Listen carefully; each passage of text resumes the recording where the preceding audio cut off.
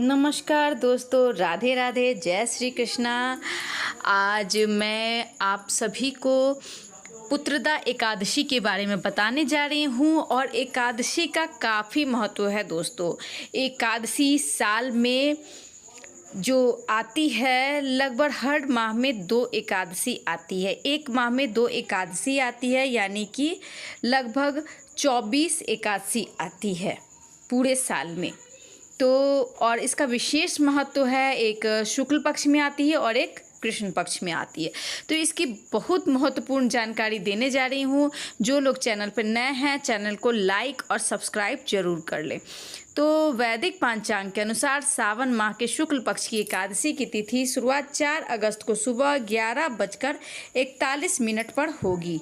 वहीं इस तिथि का समापन 5 अगस्त को दोपहर 1:12 पर होगी। ऐसे में पुत्रदा एकादशी का व्रत 5 अगस्त को ही किया जाएगा, क्योंकि उदया तिथि के अनुसार व्रत मनाया जाता है और अगले दिन द्वादशी तिथि होगी। पुत्रदा एकादशी की संपूर्ण व्रत कथा इस प्रकार है। प्राचीन काल में भद्रावती नाम नगर में राजा सुकेतुमान राज्य करते थे। उनकी पत्नी का नाम शैव्या था। राजा के पास धन धान्य ऐश्वर्य सब कुछ था, परंतु उन्हें संतान नहीं थी। एक बात का उन्हें बहुत दुख था। एक दिन राजा जंगल चले गए। वहाँ एक तालाब के किनारे कुछ ऋषि मुनि तपस्या कर रहे थे। राजा ने उसके पास जाकर अपनी सारी व्यथा सुनाई। ऋषि मुनियों ने राजा को पुत्रदा एकादशी का व्रत करने की सलाह दी। राजा ने ऋषि मुनि के कहे अनुसार पुत्रदा एकादशी का व्रत किया और द्वादशी के दिन विधि विधान से पारण किया। इसके बाद वो रानी ने गर्भधारण किया और 9 महीने बाद एक तेजस्वी पुत्र की प्राप्ति हुई। तो विस्तार से बताते हैं इसके बारे में। पौराणिक कथाओं के अनुसार भद्रदावती नामक एक नगर था। उसके राजा सुकेतुमान राज्य करते थे। राज्य में धन दौलत ऐश्वर्य, हाथी घोड़ा, सोना चांदी, सेना सब कुछ थी, लेकिन एक संतान की कमी थी। इस बात से राजा रानी बहुत ही रहते थे। राजा को हमेशा चिंता सताती थी कि उनके मरने के बाद उनका पिंडदान कौन करेगा, उनका अंतिम संस्कार कौन करेगा। इस चिंता में राजा ने आत्महत्या करने का भी मन बना लिया, लेकिन पाप के डर से उन्होंने यह विचार त्याग दिया। इसके बाद राजा का राजपाट में मन नहीं लग रहा था, जिसके कारण वे जंगल की ओर चले गए।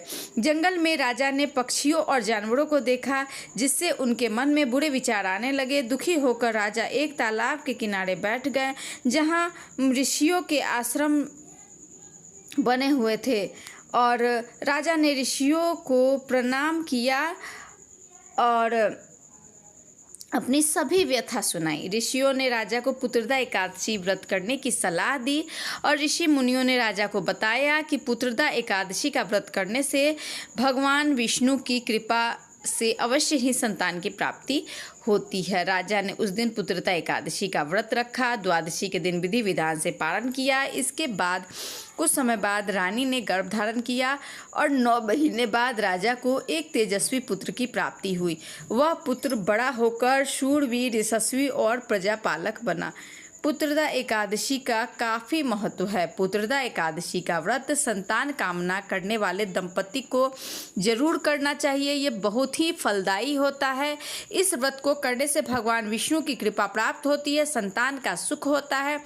यह व्रत मनुष्यों के सभी पापों का नाश करता है, परलोक में भी सुख प्रदान करता है। पुत्रदा एकादशी का व्रत करने से, कथा सुनने से मनुष्य को अग्निष्टोम यज्ञ का समान फल प्राप्त होता है। इस व्रत को करने से भगवान विष्णु की कृपा से निश्चित ही संतान की प्राप्ति होती है।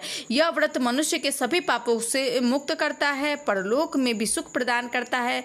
पुत्रदा एकादशी का व्रत करने तथा इसकी कथा सुनने मात्र से ही अग्निष्टोम यज्ञ के समान फल मिलता है, यानी कि आपको इतना ज़्यादा पुण्य प्राप्त होगा। और एकादशी का महत्व काफ़ी ज़्यादा है दोस्तों। जो लोग करते हैं, आखिर किस कारण से इतना तप करते हैं, तपस्या करते हैं। एक तरह से एकादशी भी इस तरह से अगर जो कर ले, जो एकादशी इंसान कर पाए, और जो लोग करते हैं कंटिन्यू उनके लिए तो सर्वोत्तम होता है, लेकिन जो लोग एकादशी कर पाए तो उनके लिए भी काफ़ी फलदायी होता है दोस्तों।